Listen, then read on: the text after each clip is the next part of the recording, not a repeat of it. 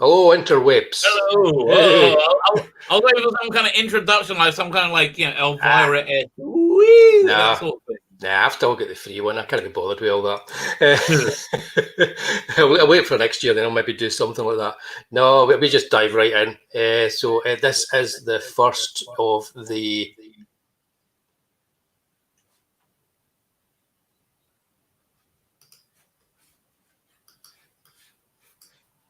I would jump in, but I don't know what you're going to say. I'm checking. It's the first of something. Well, I want to know. That's what's happened. I've got it open. I haven't done that for weeks. Right. I had a YouTube open. I didn't even realize I had it open fairly early on. And I started playing back here because I went in to edit the description down below. Guys, there's a description down below, and I must have forgot to come out of YouTube when I did that. So it started playing. Typical. There you go. Boomering it. That's something I'm happy to do. I do that every other week when my show is Statistical Zero. It's open and it starts playing. And then I go, I've got YouTube open, and I shut it down. But yeah, listen, you can work out anything eventually. Yeah, as long as things aren't on fire, I reckon you can bring it all together.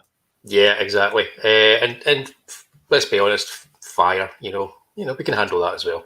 Exactly. Right, but this is the first of my horror show specials. I plan on doing one of these when I'm one for every couple of months. I'm going to do a special that's just going to be horror themed. It might not be horror movies or anything like that. Like tonight, for instance, it's going to be Doctor Who, and Doctor Who has always been a scary show, especially for little kiddies like us. So we're going to be looking at. I think we've both got our, if not our top 5 favourite, at least our top 5 favourites for this week. And we'll be talking about those as the show goes on. And who is we? Well, of course, it's me and my special guest, the Rabbi from Another Planet. Hello.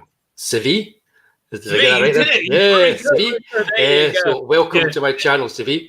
Thank you. Because we just call you the Rabbi. It's much the same as people do. It's so much easier. Yeah, so much easier.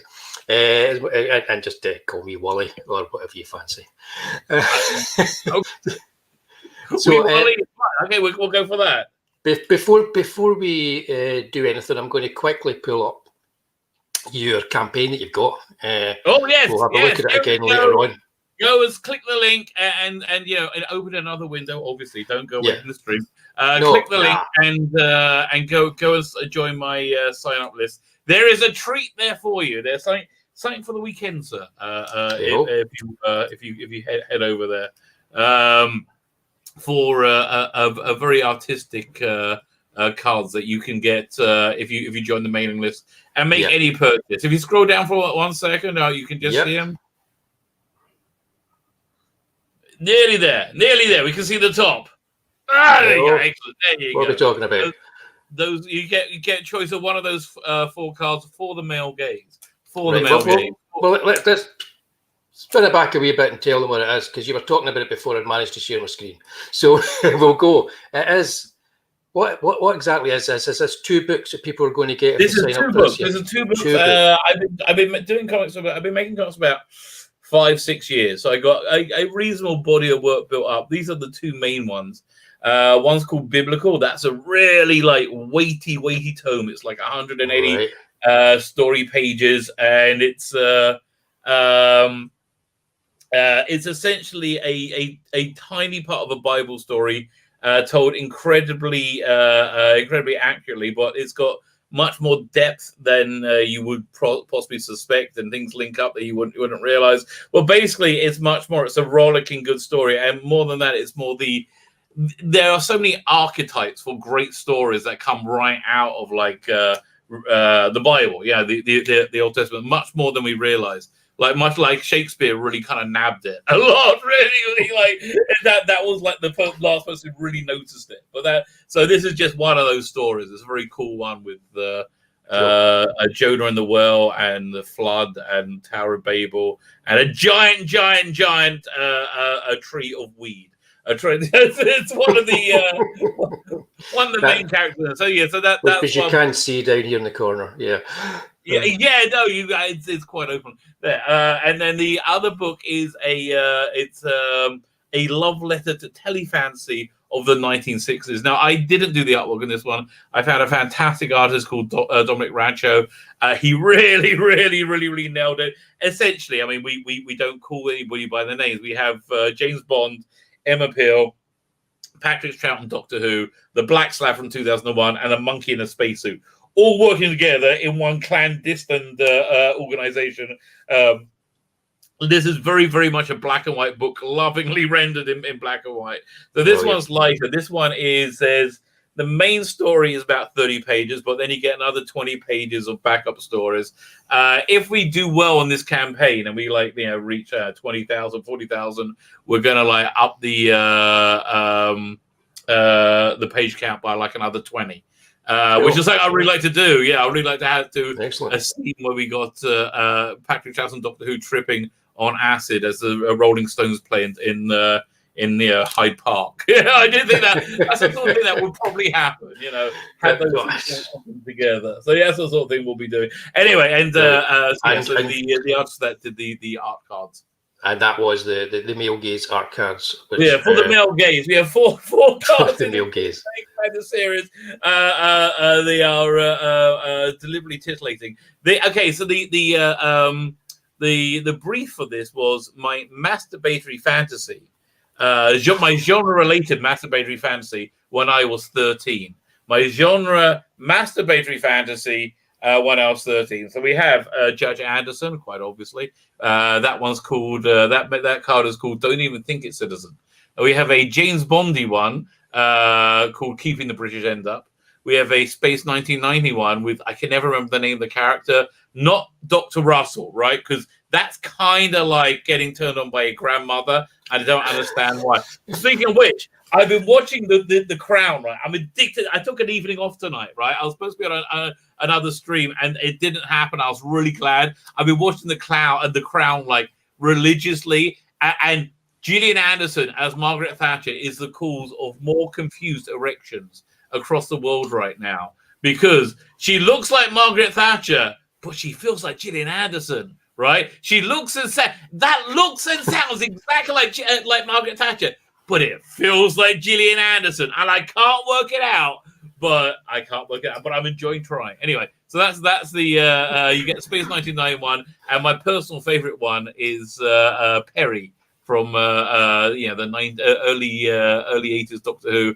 A very healthy young lady played by Nicola Bryant, displaying how healthy she is in the card, and that card is called No Hanky Panky in the TARDIS. No Hanky Panky.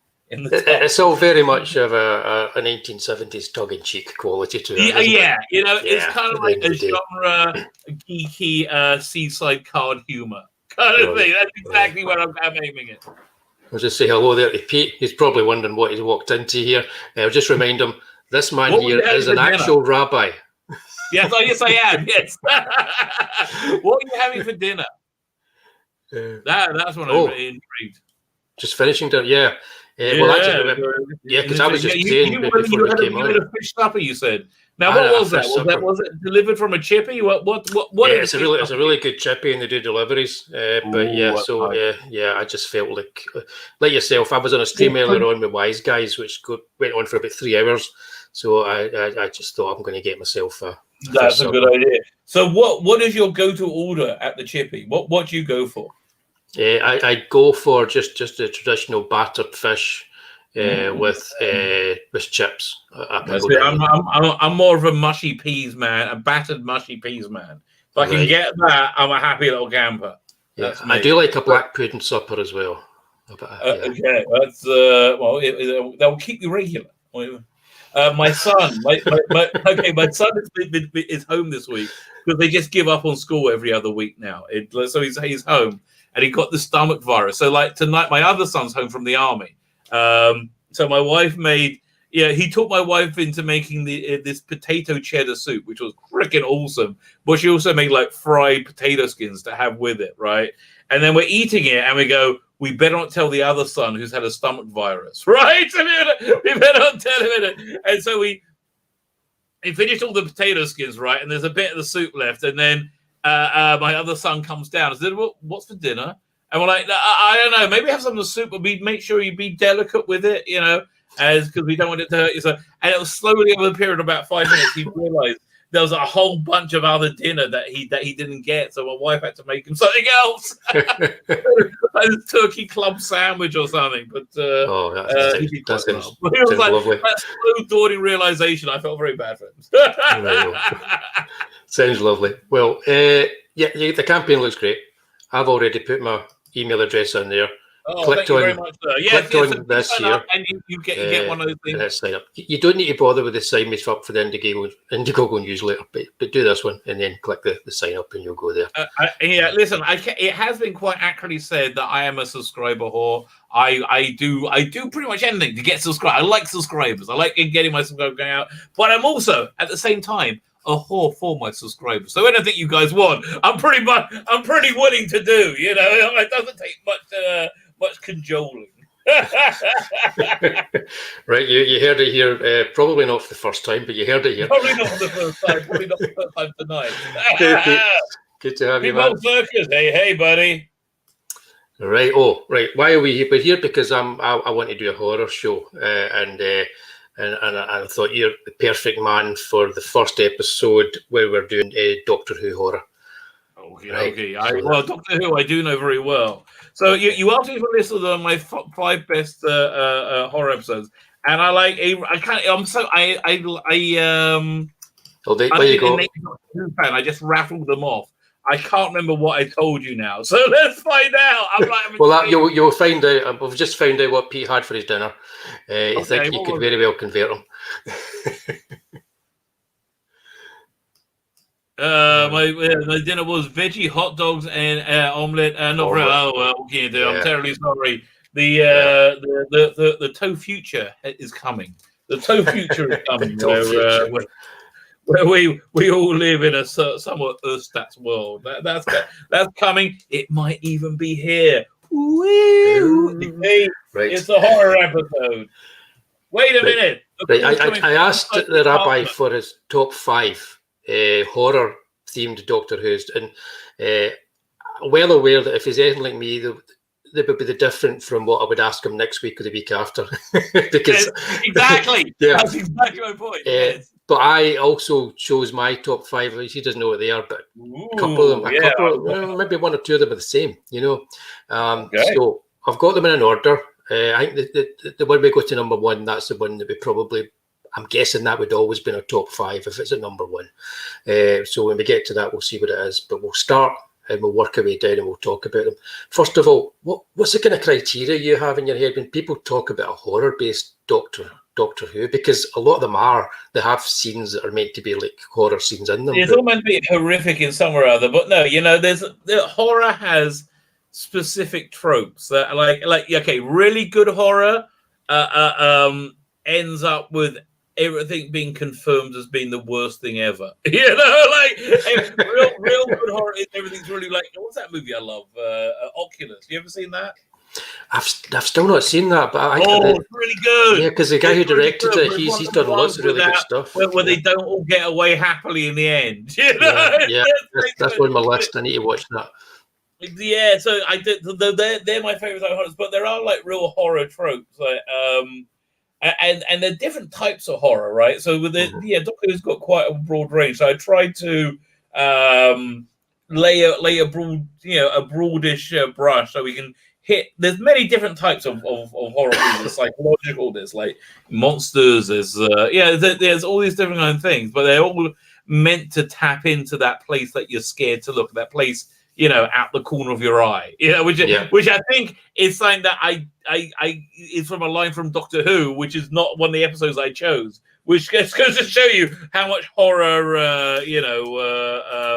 mileage there is there. There is much. So, without further ado, and with no more suspense, I'm going to jump into number 5.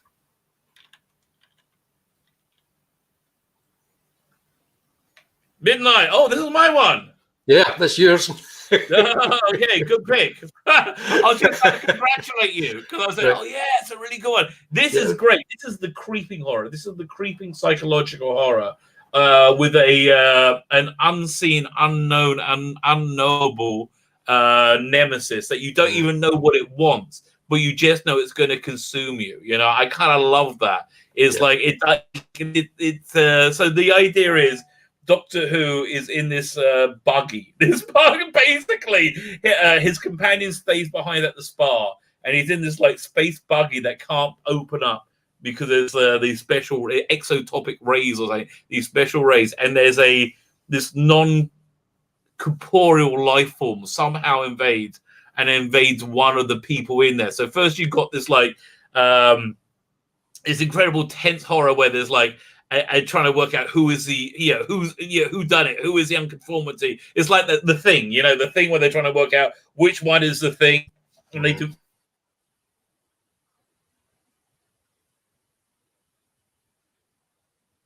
Have we? Oh, am I still that good? Yep. Are you there, or have you indeed been possessed by the thing? Yeah. Yeah, you froze there. Oh, okay. So no, yeah, and there's also been like an episode of Twilight Zone where they're talking about like herd mentality, which I believe we are coming to a civil war in America in the next few weeks. So that's just something we get talking about herd mentalities. I really think that's coming. So then, but this alien then has this really different like approach because it captures speech, and so the Doctor gets caught in this like conversation speech pattern as it starts to mimic the Doctor and become the Doctor. So it's like this really bizarre, creeping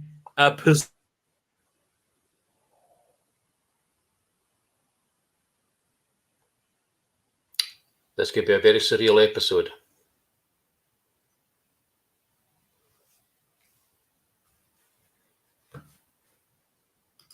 Let's just see. I'm going to see if we've lost him.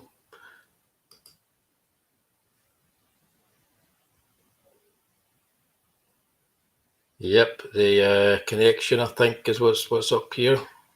So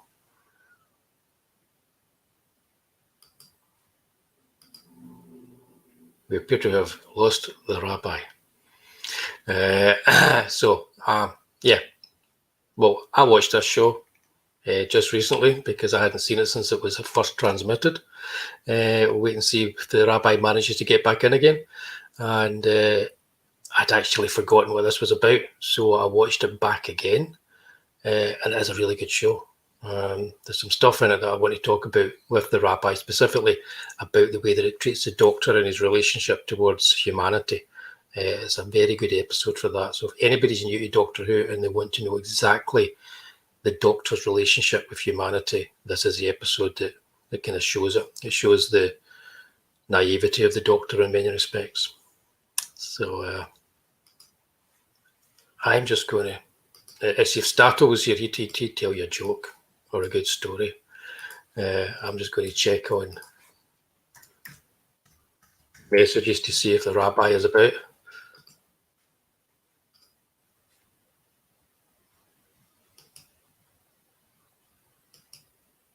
He's back. Hello, I'm so sorry. I mean, internet just went out. It's raining. Okay. Yeah, no, I saw that. It's raining, and it's only happened here every year since the Bible. Okay, that's how long it's right, and they get freaked out. So hopefully it's what again. So anyway, I was saying this. So they have this like this alien entity takes the form of speech, right? And so the Doctor gets called. You got to be. I'm back. Okay, the Doctor gets caught in this like conversation, but it isn't a conversation. It's more of a transfer of this alien, this being, and it's more like this possession horror, right? And it's like this creepy possession. It's all this like it's really good horror when it's done on a budget, and it's written by Russell T Davies. It was really at the top of the game. Catherine Tate wasn't. It had to not be in this one, so this was really a bottle episode. Just fantastic, absolutely fantastic. If you want a good episode of horror, this is just a good go-to one to go for. Also, I think Tennant's probably one of his best performances. Yes, I'd agree. Honestly, I watched this when it was first shown, and I hadn't seen it since, and I'd kind of forgotten it until you sent me a list. And it's the only one that I've kind of watched back again because it was on your list. So I watched it back just the other night, and it's really good. I think I probably appreciated it. Because you don't really remember it because it's just like, but it's such a great little self-contained episode of just real chills. It's got real genuine, It's very good. It's very well written, and also it's got Patrick Troughton's son in it. It does playing a particularly not very nice professor. I was thinking he's known for now, I believe. If they'd never seen Doctor Who before, this is a good episode for people to understand the Doctor's relationship with humanity. Am I back? You're back. I keep fading out. Yeah, you keep. Can you hear me? I can hear you. You look frozen in time, but we can hear you. Okay.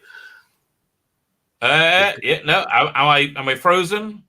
You're not now. Yeah. Okay, good. There you go. I seem to be back in.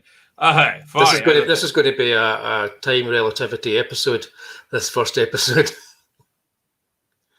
He's going again. He's going.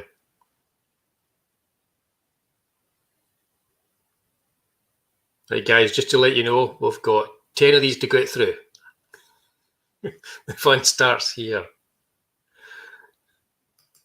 Nah, he's going.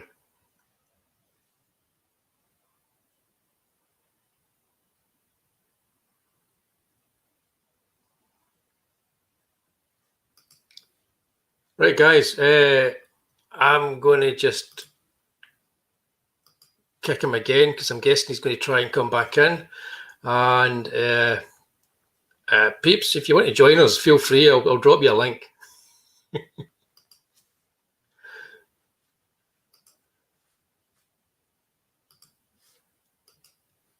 Right. I'm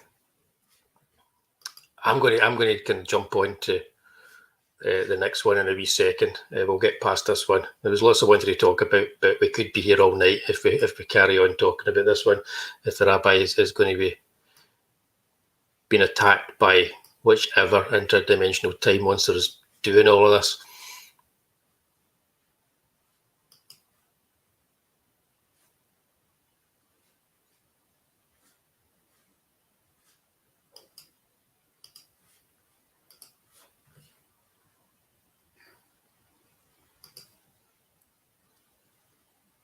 That's my next choice, guys. So once the rabbi's back, we're going to be talking about the pyramids of Mars.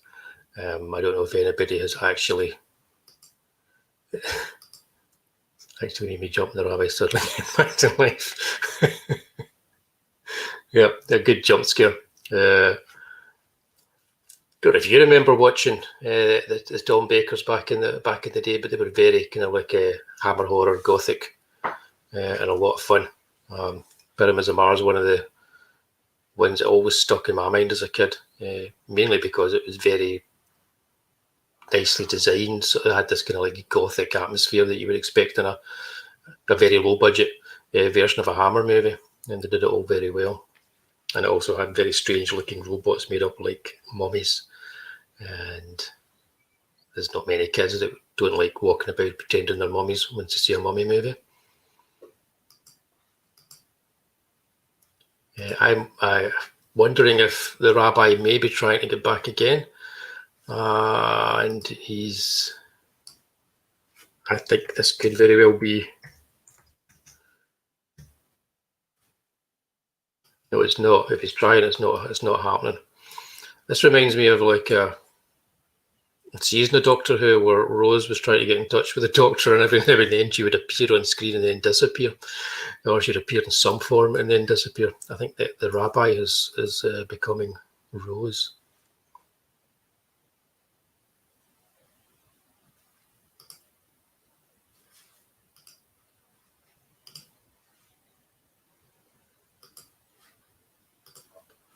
Right.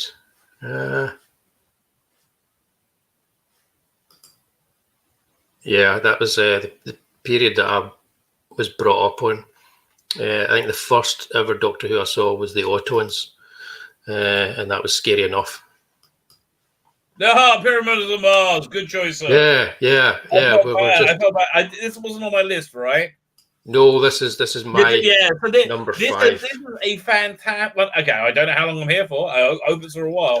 I don't know. Internet's been freaking perfect for the last 2 days, and now, same millisecond we start, it hits record. So yeah, no, this is great because this is where basically Robert Holmes and Philip Hinchcliffe, the script editor, basically head writer and producer at the time, they wandered into this steampunk idea where they could take these old Victorian horror tropes and then gives it some kind of sci-fi spin.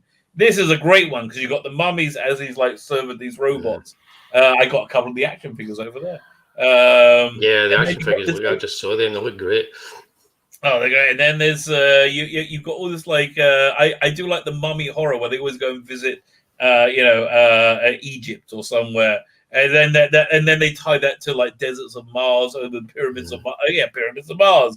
Yep. Listen, great episodes. Lots of real genuine chills as well. Yeah, it's also for the time. It's got a fair pace to it as well. It zips along. Oh, rattles on lovely, doesn't it? Yeah. No, I love this episode. It's we're doing this on Noel's channel, the TARDIS Zone on Watch Long. Right. He's just changed all his schedule, so I don't know when that is. I think it's Saturday night, but I'm not sure. So I guess I'll find out. Yeah, no, I was saying to the chat there that it's kind of like it was like a Hammer movie for kids. You know, it's like even lower budget than a Hammer movie, but that's what it was like. And they nailed it as well. They got all that. But they did what the BBC does best. They do this costume drama best. And they really harness that with this, right? It's but it's a Hammer movie. Yeah. What did you think of the Dracula they did last Christmas? I liked the first episode. The second episode was okay. It was interesting, and the third episode, I knew what they were trying to do, but it was so dull and badly done. Yeah, Dracula 73, which is that was really, or 73, 74, that was really based on, right? Yeah, well, that's again my favorite. It's so much better than that movie. Yeah, Dracula AD 1972. I will fight you to the death over that movie. That's one of my favorite movies. I love that. Yeah. No, I can see them wanting to emulate that and do a modern one. I like the idea of them doing something on the Demeter, which I can't believe nobody's ever done before. Yeah, right. That's like I can't believe that wasn't a Hammer horror movie. They could have had one set, and they would have loved it. Yep. But then most people who adapt Dracula don't read the book. It's obvious when you watch them. I might come back to it in a few years' time and watch it again and enjoy it more, but I think they completely dropped the ball in the third episode, which is a shame. No, I do agree with you. Yeah, but yeah, okay, cool. So we both love Pyramids of Mars. It turns out that we both like this one as well. Wonder of Mars. There you go. Yeah. Equal number 4. Well, I think this is the most overtly classic horror episode that Tennant did. It's got real horrific monsters, and it's got this fatalistic, like they're rattling towards disaster. Where they are. It's very fatalistic, and even when. It's got that horror trope, which I mentioned before, which are like that very, very bleak ending where what's the name? He says what's the name? He says, "I am now Time Lord victorious," which they're desperately trying to make spin into a whole series and make a book out and make a buck out of. Yeah. It's not really working out so well. So they got and so he saves them with them, the character, this character, and she then. Shoots herself, right? And he sees the futility of that. So, great episode. Love it. Yeah, and it's one of the longer episodes as well when they were doing that kind of experiment. That's from the year of the specials. Yeah, I think it worked the best. Idea. Yeah, because it's well paced, and that horror pace, it helps to be that wee bit longer with it as well. Right, exactly. And again, the great monsters that you haven't seen before. It's got a very like Quatermassian feel about it, right? again, even though you know they're horror monsters, even though you haven't seen water monsters before, like evil water. Like again, it's got that very like possession, but it's got the sense of that body horror with their faces like cragging up and becoming real monsters. Yeah. So great episode though, real makeup, nail biter. The guy in the centre looks like what's it, Hale & Pace, but I can't remember which one. Well, Hale & Pace was actually in quite a good horror-esque episode of the original run. It was the last story called Survival. They were two shopkeepers. John Nathan Turner, the producer at the time, was very, very big at bringing in like celebrity cameos, and that one had Hale & Pace in it. But yeah, he does look like Hale & Pace. That's an episode of Doctor Who, or a story of Doctor Who that would drive furries crazy if they saw it today. It's well ahead of its time. So it's one of your choices we're going to pop on to next. Okay. I think we probably have. Oh, Deadly Assassin. Okay, fine. You get a very like modern spin, which is this essentially Manchurian Candidate, and in the middle of it you put Phantom of the Opera, this decaying, desiccating corpse. Phantom of the Opera without the what's the word? Decency to wear a mask. He's just vile. It's a terrifying monster. You know. This was from Hinchcliffe and Holmes's last season 14, which you can just get on Blu-ray still. So that was a real bugger to get. I always wished I lived in an alternate universe where the BBC said, "Here's we want you to make a 8-part adult drama for after the 9 o'clock news on Thursday nights." Wouldn't that? I would love to see what they would have done. That would have been crazy. Yeah. But so basically, the Doctor goes back to Gallifrey. He spends quite a lot of time talking to himself because this is the story where they finally let him not have a companion. Sarah Jane Smith left the week before, and he's immediately roped into a political assassination thriller. Nobody play this now, okay? Make sure this one is hidden and scrubbed. We don't going to give anybody ideas, right? So a political assassination thriller, which behind it is his old enemy, the Master, who was originally played by Roger Delgado, but now he's brown bread. So they brought in another actor, I can't remember his name, but put this makeup on to show how he's a decayed Roger Delgado, I believe. But rattling episode, love it. Oh, and also, I forgot the best bit. Okay, the most horror bit of this is the Doctor gets caught in a virtual reality scape for a good episode with just all this like insane nightmare horror images of like surgery and deserts and being hunted. Yep. Freaking awesome. This is just freaking awesome in so many ways. Yep. It's like the Dr. Zarkov brain thing stretched out for a whole episode. Yeah. It's a nightmare for the Doctor, isn't it? This was always one of these ones that I liked as well. I don't think of it so much as a horror. I don't know why, because it kind of is when you look at it. Look at the guy like that. You don't get much more horror than that. No, I think it's because it's set in Gallifrey as well. It's basically Cambridge, okay? That's basically Gallifrey and Cambridge mixed with Washington. Cambridge with Washington power. What a truly terrifying concept. The last people you want the power of nuclear weapons is our Oxbridge Dons, okay? They are the last people who should be allowed given that power. Indeed. Say hi to Dave if he's still here. What's going on? That's not me this time, is it? Well, what? Is that you that I'm hearing this time? I don't know. I'm hearing myself coming back. Okay. It's going now. Yep. Oh, there you go. Yeah. Just for anybody who wasn't here at the start, I of course had YouTube open somewhere on my computer. Couldn't find it to shut it, and of course was listening to myself talk.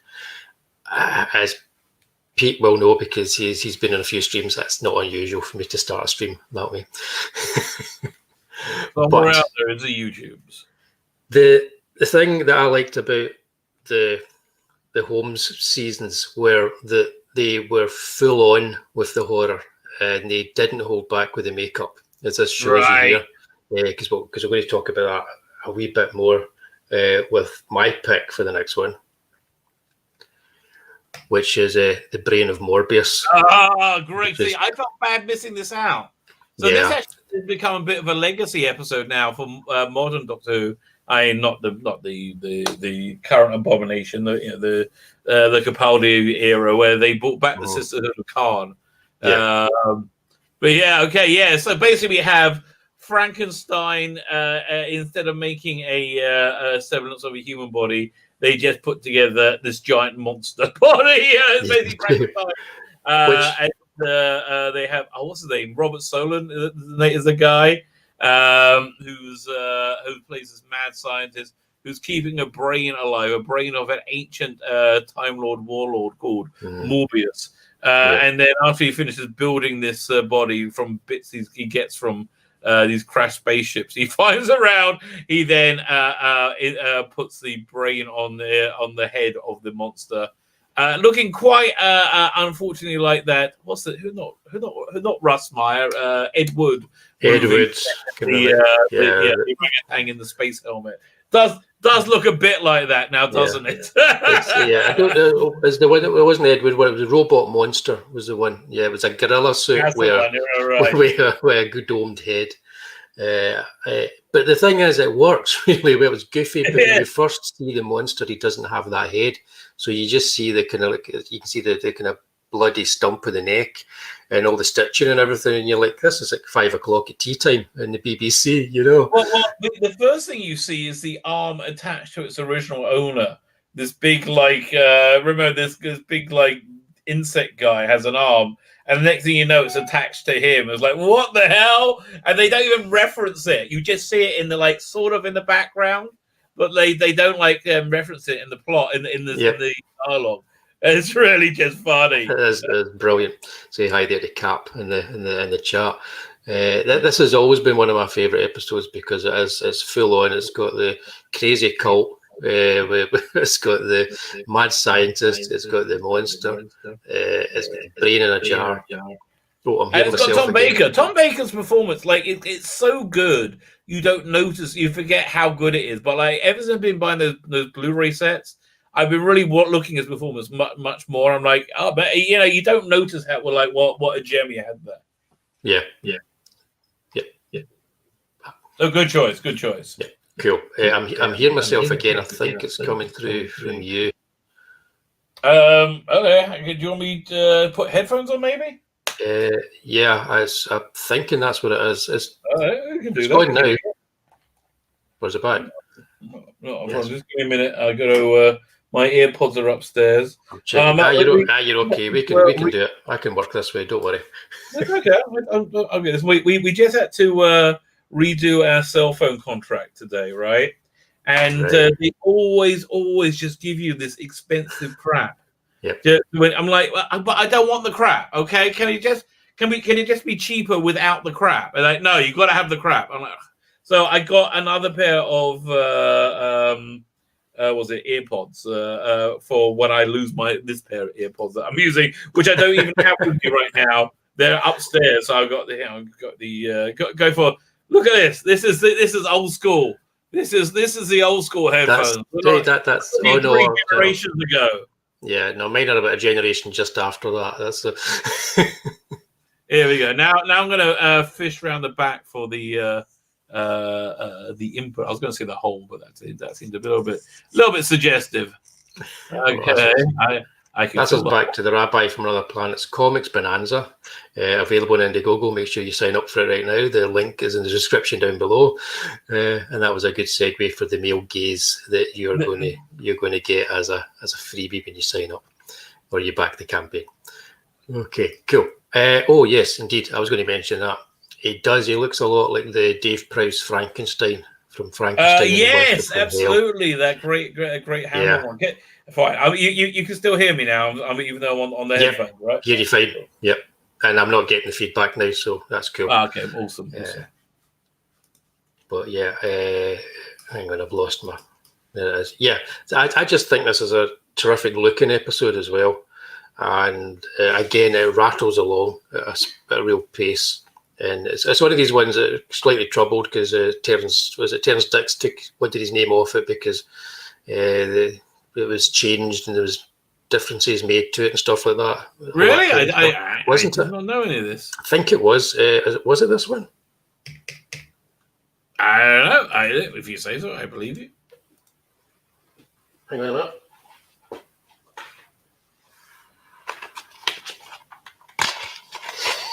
The bumper book. If only I had. Yes, it was, because it was down as Robin Bland who wrote it.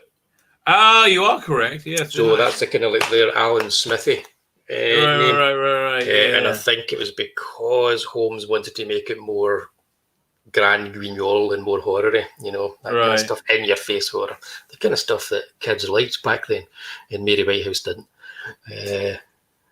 But yeah, so I think this is like it's one of the ones you would probably show people that have only ever seen New Who, and they'd be slightly confused by it because he's not got kind of like a typical kind of Doctor Who episode. I don't think it's more of a kind of it's almost like they've taken him and just dropped him into this horror scenario, this big gothic horror scenario. You are right there. It is a bit weird there. But again, listen, you got Doctor Who and Sarah Jane, Tom Baker and Sarah Jane.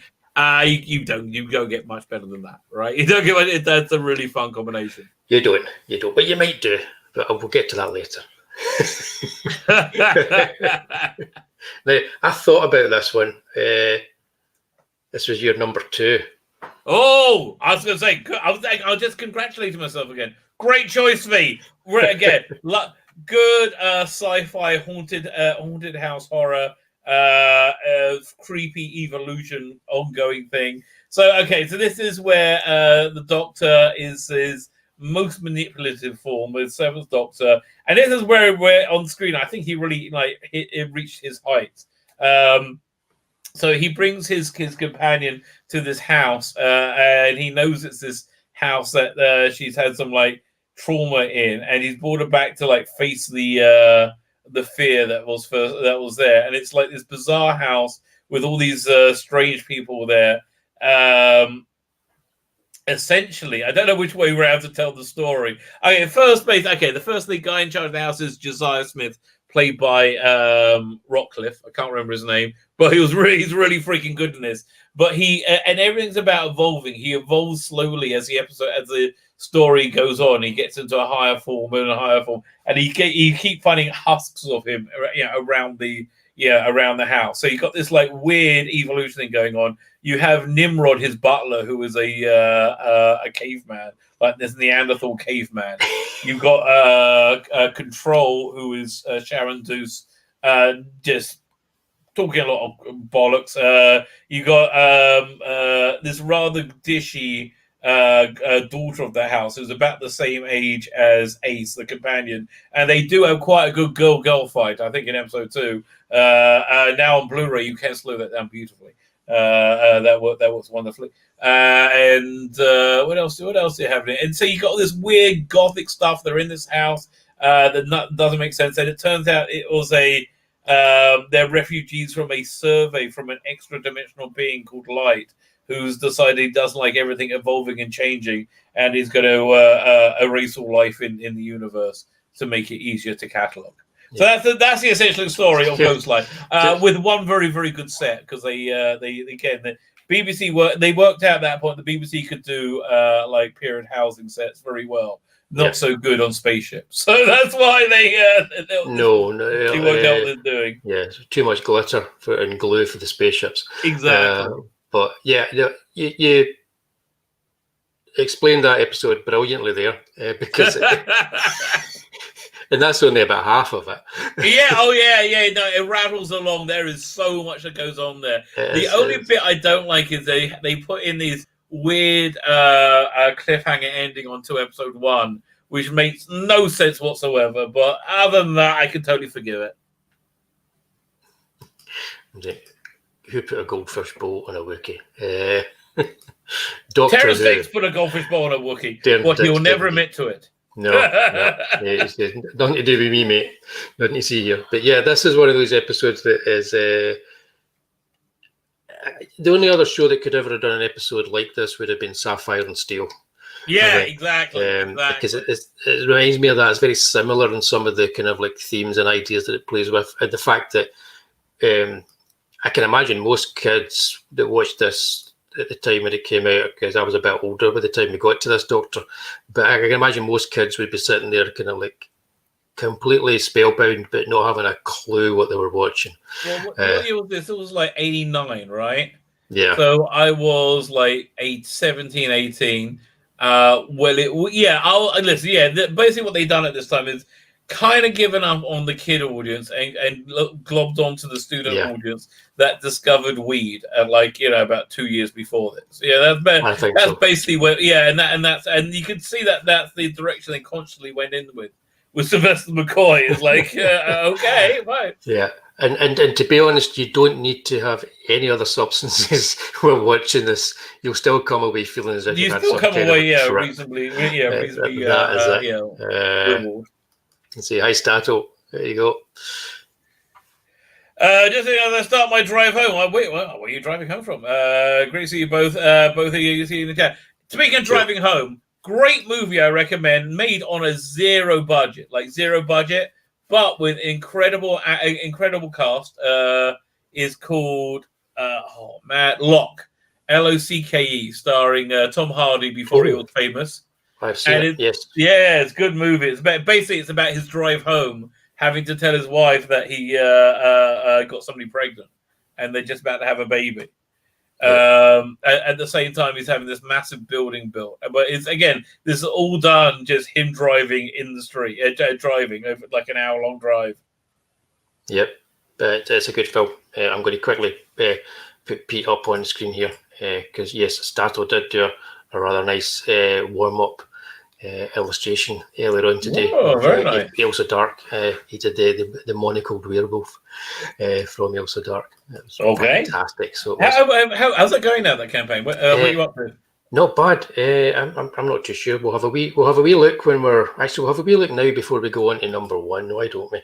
Right. That sounds like a plan. Have I done my number 2? Try to remember. No, I don't know if you're talking about a choice. I don't think you have. Stop it. I don't know that official's coming back. No, I think we'll come back. I'll do my number 2, and then we'll definitely get taken off there. So yeah, what I'm going to do right now is I'm going to have a wee look. We'll have a wee look again at the campaign, and I'll show everybody your campaign for anybody. There's a few other folk watching for anybody that's just joined us. So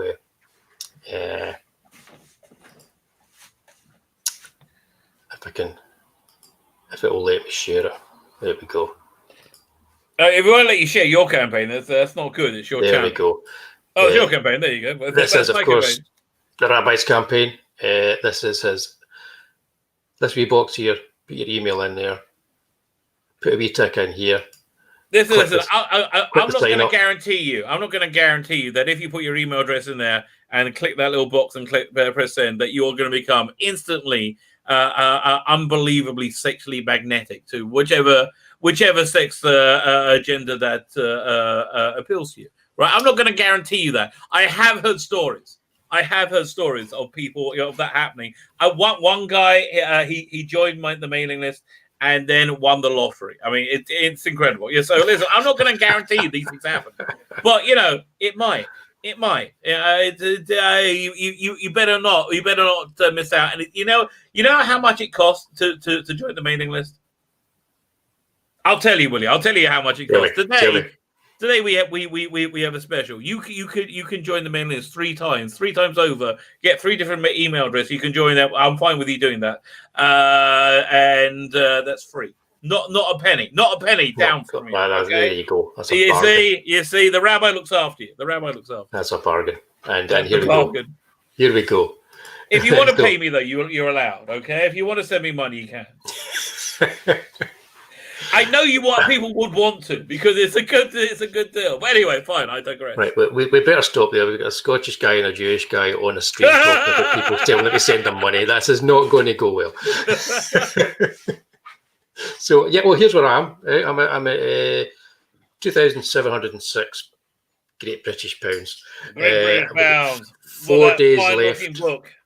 Thank you very much. The long-awaited conclusion of the Alyssa Dark. I would say, let's not say conclusion. The end of the final chapter, the first chapter. I'm sure she's coming back at some point. Indeed. Oh, yes, she is indeed. This is the first arc. I believe that's the word. Yes, the one. Arc. The first arc for Ailsa Dark, and the Werewolves and Vampots is the first arc, and it will be completed. And that's 52-page extravaganza. And you are being directed to sign up with the featured perk if you're new. So if you're new on Ailsa Dark's case, this will give you all 3 issues. That's a complete story. That works out at 124 pages. You're not even going to get many graphic novels today. This is like full color, right? Full color. Yeah, it's freaking great value. So that's the 3 issues there. Issues 1, 2, and 3. It'll give you 124 pages of exciting Bronze Age inspired action with werewolves, vampots, werewolf hunters, references to all kinds of things. If anybody can see just maybe a teeny wee bit of George from George and Mildred in this werewolf man here, that's because it probably is. There's not enough George from George and Mildred in anything anymore. You're right. Because I'm pulling references from everywhere, from my childhood remembrances, rather than just copying them. It's like I'm going to make him look a wee bit like George for George and Mildred. Is that a new page? Because I don't remember seeing that before. This is the first page of issue 3, and you may actually you may recognise the werewolf hunter. Oh, there you go. Right, there you go. So Armand Broussard, the werewolf hunter, unfortunately, he's not in it long. This is page 2. I love that page. And this is page 3. So that's the first 3 pages that are done. I'm working away at it, but I'm taking my time because I'm currently working on Charlie's London's one-shot for her campaign. So I'm doing Charlie Chaplin meets Stan Laurel. Oh man, that's gonna be good. So it's like Marvel Team Up presents Charlie Chaplin and Stan Laurel. But yeah, so once that's done, I'll get back on to doing full pages for this. I'm currently just is this a campaign that has the 3D comic? Because I really love that. Yes, this does. The first campaign had the 3D comic, and this campaign's got it as an add-on. So you can add it on to the campaign. Once you've gone through and you've chosen your tier, it'll be there available as an add-on. And if you go for... We did a 24-hour special, which I premiered on your channel. And we sold 11 of those in that first 24 hours. So that went well. Fantastic. Really glad to hear it. And you know what? I love that. That was the alternate cover, right? Yeah, that was. I freaking love that. Cover. That was awesome. Yeah. That was absolutely awesome. Cheers. Yeah, that was the Tatty Dark. Are you still doing the sketch cards? Yeah, the sketch cards. Everybody who was on the mailing list who purchases any tier here gets a sketch card, and they get a badge as well. So they get one of the badges too, the Tatty Bogleman badges. The Fear Box here gives you Ailsa Dark 1, 2, and 3, Tatty Bogleman 3D special, the making of Ailsa Dark, which is going to be a comic that tells you the whole story of how I came up with it, the ups and downs, and where it is, when we get to the end of the 3rd issue. There's a set of 6 postcards, a collectible set of 6 postcards, one of them in 3D, and there's the badge, there's the sketch, and there's 2 prints as well that are going to be in there. And the big thing here is you also get a pencil sketch commission for me, so you can tell me what character you want, and I'll do that sketch for you. So that's the Fear Box. And of course you're also going to get the stretch goals added on as well, as everyone else is. So everybody's already got a print of this, so that's cool. So that's coming your way. Very nice. I do. I like the. I love the box. Was it called again? The Fear Box. Fear Box, yeah. Fear not. The Fear Box is heading your way. Ooh. This is a Bampot bonus. I've started dropping these in every now and then. This is the first one, and it's a trading card, and it's one of the Bampots, Eric. Yeah. And if we get to 3,000, everybody gets one of these as well. Very cool. After that, statistical 0. who's driving home just as we speak. Stato's done this lovely kind of retro print of Ailsa Dark. And I love that. That's very cool. That's very nice, isn't it? Once we get to 4,000 again, everybody gets one of those as well. So yeah, that's the campaign. If anybody's new to the channel and they haven't seen it before, give it a look. Check out the tiers. There's also digital tiers. If digital's your thing, you don't want to be bothered with postage or any of that kind of stuff, you can get digital versions of all the comics too, and read them digitally. I will say though that the physical versions are A4, really nice silk stock that they're printed on, and I'm quite proud of them as well. I think they look really nice. I was you did. You did show me someone you on my stream, right? The comics inside, yeah, I remember showing you them. Yep. But this is the campaign. It's got 4 days left on its initial 30 days. Then I will extend it for another 30 days. And when I extend it, I might be adding a couple of other tiers as well. So these tiers are going to be, they're not going to be including comics. They're just going to be extra tiers. So I'm going to put up another piece of original artwork at some point within the 60 days as well. So a few things are going to be added. So even if you've backed it, you might want to come back and have a wee look at it every now and then. I will send out updates because I'm going to add 1 or 2 new things for people just to keep it a wee bit lively, you know. So, but that's our campaigns. That's me and the Rabbi. That's probably a sitcom in the making, but that's a whole other thing. That would be a bizarre sitcom. I think I want to see that. Actually, I would much rather see Razor Knights more. That's what the series I would say. The detective show where Riker from the Next Generation resigns his commission and becomes a private detective on the idyllic planet of Razor. Razor Knight coming to you for CBS Fox. That would be good. Yeah, although you could equally do that as a kind of Miami Vice type show as well. Well, that was the idea. Yeah. Razor Knight, him and Geordie. Geordie has a helicopter. Basically, it's like Magnum. It's Magnum. It's every 1980s TV show. Right, and then they go and they stay with their 3 favourite aunts, like the Golden Girls. Right, okay. Exactly. Magnum with phasers, plus I'll try and think it could be the Golden Girls. Maybe they have to be Klingon. Is that? It just writes itself. There you go. Pete has backed the fear box, and he's already thinking about what I'm going to sketch. He's a smart man, and I would say a handsome one too. Indeed. And that is true. The covers of the comics. Well, listen. I wouldn't. I'm not going to ask how you know, but I'm going to take your word for it. Okay, I'm going to take your word for it. And I don't cast any aspersions. He backed the first campaign. He backed the first campaign, so he that exactly. They are as soft as an otter's bottom. I want to know how he knows how soft an otter's bottom is. Yeah, no, I didn't want to go there. You know, let's not go there. There's some lines you don't want to cross. Right, moving swiftly on. And lines you don't want to cross. Right, my number 2. What's your number 2? I think it's an obvious one, to be honest. As if the others haven't been, but I went for Blink.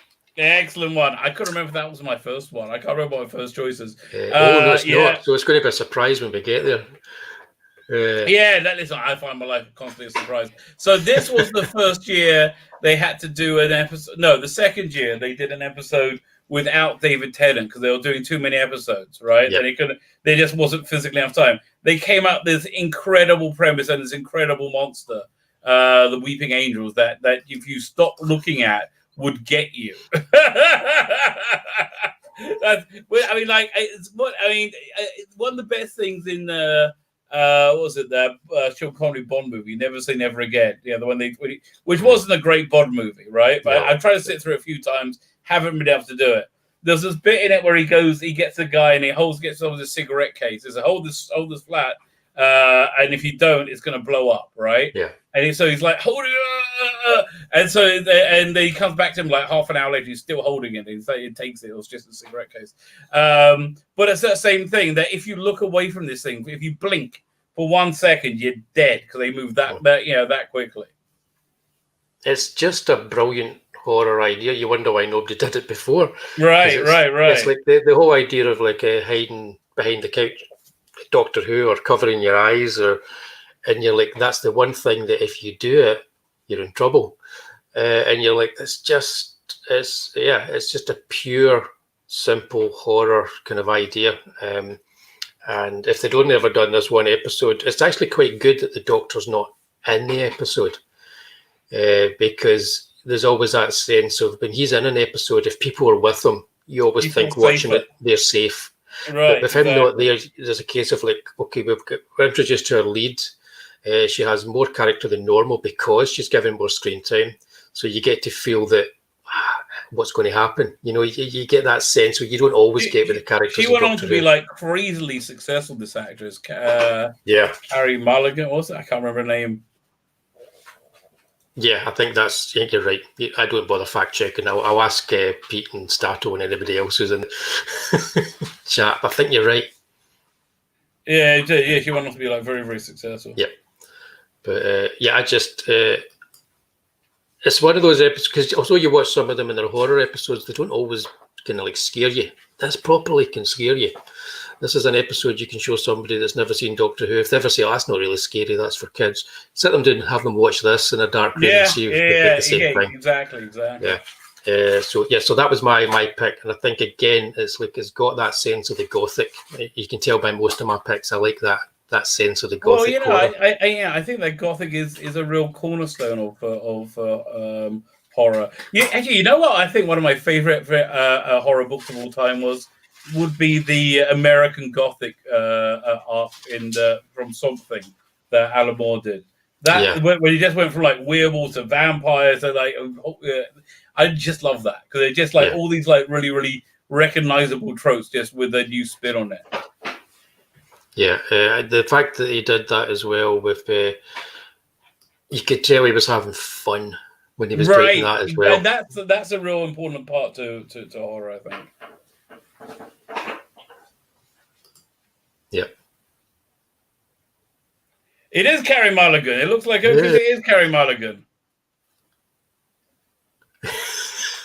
Rupert Daltrey. Yes. Yeah, that was he would have been a good Doctor Who, actually. He kind of would, yeah. He was on. I remember seeing him in Did you ever see the movie version of Vampirella? It's terrible. Talissa Soto, the lassie for License to Kill, she played Vampirella, and Roger Daltrey was in that as well. I think he was a kind of Van Helsing type character. But he was also in the Highlander TV show. You realise how short he is when you see him acting against other people. Oh, really? Because he seems much bigger on stage as like a, like I was like, you know, it's TV. You can just like put him on a box or something. It's not that hard. They did that really. For The Hobbit and Lord of the Rings. Yeah, not really. But yeah, Roger Daltrey. Interesting. Now. The number one, is it yours number or mine? One choice. Well, you've already forgotten what your number one is. I have. So it's probably a good thing that we both chose the same one. Oh, that makes lucky. There we go. The Demons, yes, of course. Also, just announced to being released on Blu-ray today. Very excited. Oh, right. Cool. So this is. I haven't bought any of the Blu-rays. So are they worth getting? Oh, they're awesome. They are so freaking good. Those DVD box sets are absolutely fantastic. Yeah, most of them are about £200 now, though. So I'm probably not you have to get them as they come out. Yeah. So yes, the cheapo Roger Corman one, Pete, the Vampirella, it's awful. Yeah. Anyway, it's just an absolutely fantastic episode. It's essentially. It's cool because you get to see all the regular Doctor Who crew, but you get to see them. How is it like off duty? Yeah. So unit about town. Right, they're all wearing like their regular clothes. The master is pretending to be the vicar, Yes, which I thought was really cool. it's I funny. love that. And there are these giant demons living under the earth, and there's lots of like these horror-y tropes. It does feel like you're watching a kid's version of a Hammer horror movie. It's It does. 100% that.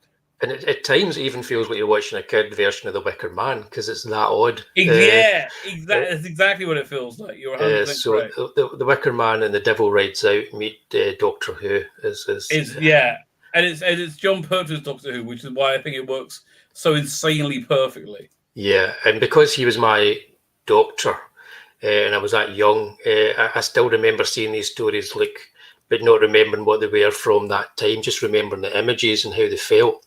So it's almost like when you watch them again later on, you kind of go, this is a full story, but I remember this image here, or I remember this scene here, and the things that stick in your head, like the little kind of like stone demon character, Oh yeah, I can't what's his name? Bok. Yeah, which is cool. It's never ever as effective as your memory from when you saw it as a child. That name that's a crossover to Star Trek because Captain Picard's Ferengi nemesis was called Damon. Damon is the name for Captain Ferengi. Bok. So they took that exactly from him, Damon Bok. So there you go. Right, excellent. A little bit of a crossover info. Cool. The two best TV franchises colliding. Yes, yeah. But yeah, this is like for me. This is like a perfect John Pertwee era because I love the fact that he was stranded on Earth. I think they did some great stories with him stranded on Earth. Well, I mean, the thing that is very easy to overlook about the John Pertwee era, especially now, is how incredibly cool and contemporary it was. Right, like it was really on the cutting edge, and so this like flirtation with horror. This was the cool cutting edge in 1974 or whenever it was. It was like this was the coolest thing you could imagine. Then he had Mike Yates on a bike and all the heat shield and Osgood. It's all good. Everything about it is good. Yep. And it's also John Pertwee and Tom Baker. There was that perfect sort of synergy, the way that one became the other, because they were very different as doctors, but the traits that make the doctor, they both kind of shared. Well, yeah, but they went in totally different directions with it. Yeah. They were both like magnetic and larger than life. Yeah, and they both had this kind of like no-nonsense approach to everything, which was great. Right. Tom Baker did it slightly softer. He would maybe than John Pertwee. John Pertwee just told people straight out, behave, do this, don't be stupid, which was great. Well, Tom Baker would just like weirded them out by being so crazy. Exactly. But yeah, so this is it. We both have the same. Now that I've reminded you, we both have the same pick for number one. Well, it is a good pick. I cannot argue with you. It is. Was there any? I can't argue with me because I'm a smart guy, obviously. Obviously, I wouldn't do that. Were there any episodes that you maybe think of now that have been talking about this? So many. I mean, I'm glad you brought in Pyramids of Mars and Brain of Morbius, but there's so many. Really, most of them. No, most of them. It's hard to narrow it down. Yeah, most of them. Most of them, indeed. I find it one of those things, though, is like in my head, there's the original Who, and then there's a new Who kind of stuff. And the approach to horror is slightly different in the new Who for the most part.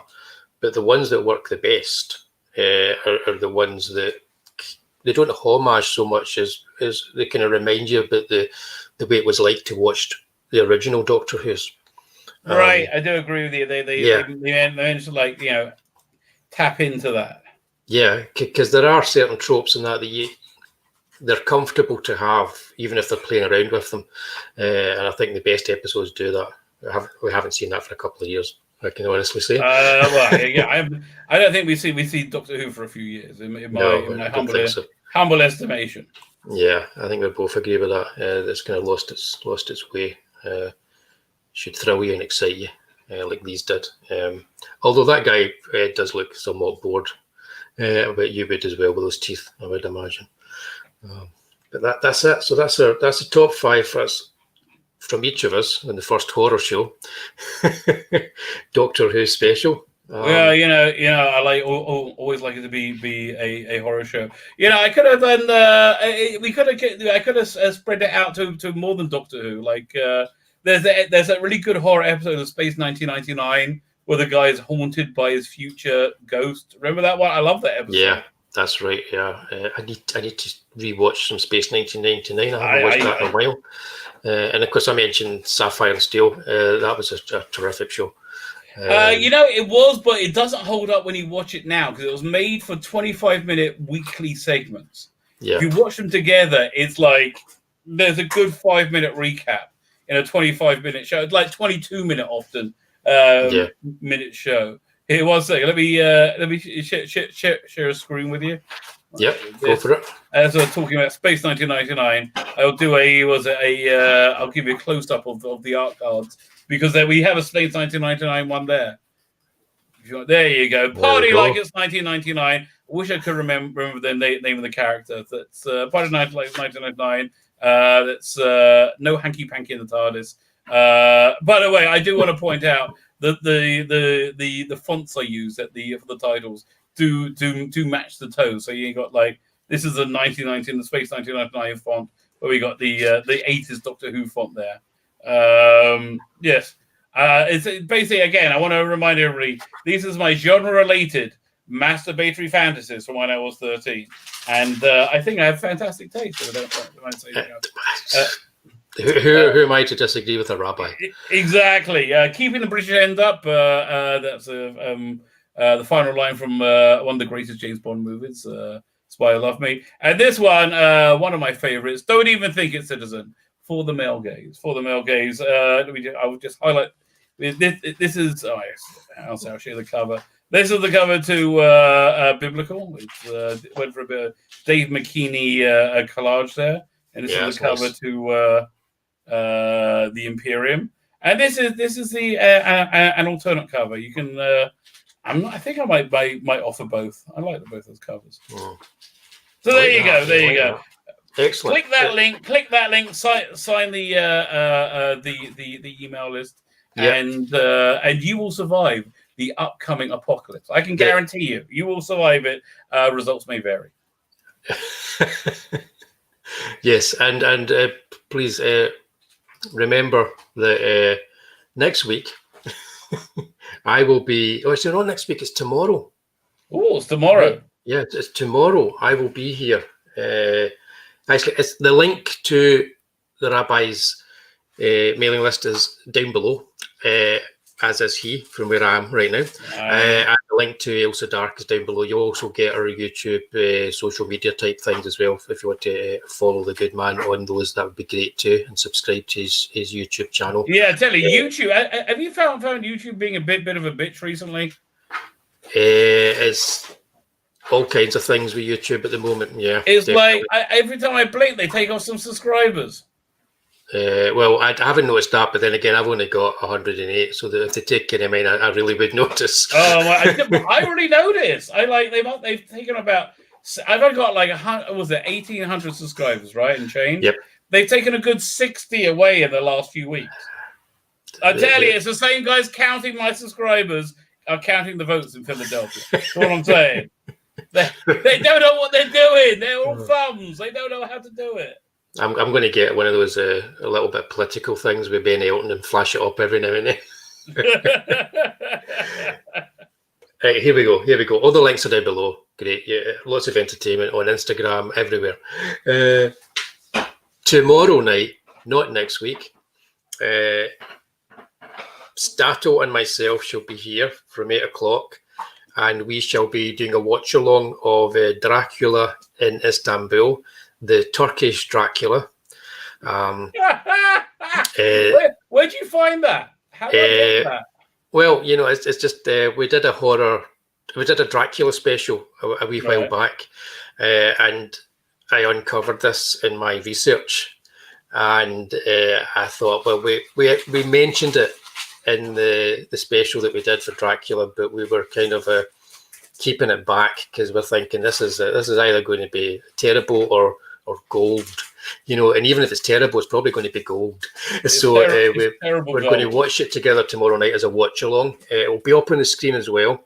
Right. We're replicating A Night at the Movies, circa 1978, 84, you know, round about there. Right. And you'll be able you'll be get your popcorn, get your Kia Ora, whatever, and sit back and enjoy it with me and Stato. Or we get taken down by YouTube within 5 minutes. I mean, if you're playing a movie, you probably will. That you might get your channel like copyright struck. I'll warn you now. Well, I was on a channel that did that, and they got their asses handed to them. Yeah. Well, we're going to do it anyway. Oh well, there you go. It's in public domain. I got it from a public domain site, so it's in the public domain, so we'll be fine. I appreciate it. Yeah, listen. Honestly, there should be some kind of service that you can do like a watch along. You're promoting somebody else's movie, right? Let's say, I mean, like you should be able to pay Amazon or somebody to integrate and like just show it in the corner of your screen, right? Yeah. You should be able to do that. And it's like I don't understand why not. Like you're promoting somebody else's. All that's going to happen is it'll make it more likely for somebody to buy it. Yeah, well, in preparation, I strung it all together, everything we're going to show, and I uploaded it onto YouTube, but it's not public yet. So when you do that, you can see. So it had that's good. 19 copyright things against it, but they're not strikes. So okay, well then you. So I'm like, I mean, that's okay. So, but that's without us talking over it. So I'm pretty sure we'll be okay because when we talk over it, if they say anything, then it's a case of it's a commentary, and it's all public domain for the most part. I do have an advert for a 1970s curry house. I'm sure they're not going to be that bothered. Okay. I hope not. I hope not. Yeah, listen. I mean, again, what you say is making sense. I am far from being an expert in this. Yeah, no, I'm not an expert in it either. But so far, I'm becoming the king of dealing with the copyright stuff. It's all working out okay for me. So fingers crossed, touch wood. We'll be okay tomorrow night. So please join us tomorrow night because, like I say, it could be very exciting, or it could even just last a minute and a half. Join us tomorrow night, and then make sure to join us 1 week from tomorrow. It's the last in the current episodes of Comic Book Gold, and I'm going to be interviewing Stato. He's going to be picking his favourite comic books and comic strips, and we're going to be talking about those. So that's 2 weeks from now, and then Comic Book Gold is going to be taking a wee holiday for a while, leading up to Christmas, so that I can actually take some time to draw comics. Yeah, that's kind of important. That is kind of important. It is indeed. It is indeed. But thank you very much for joining us tonight. The Rabbi from Another Planet. Make sure to subscribe to him down below and to sign up to his mailing list. And we need to do this again at some point later on when we find another subject to talk about for top fives. It should be fun. Ooh. Okay. Indeed. And make sure you subscribe to his YouTube channel because there's lots of great shows on there. I've been on a few of them and it's lots of fun. Okay, that's us then. Thanks for joining us in the chat. It's been an interesting episode. People have been disappearing throughout the episode and coming back, mainly the Rabbi, and all kinds of weird stuff. Maybe it's who knows something. If I'm the same person. I might maybe just be an impersonator. Yeah, I guess some kind of weird temporal shift thing that's happening. So on that thought, I shall say thanks very much again, and we'll see you guys tomorrow night with Stato. Bye.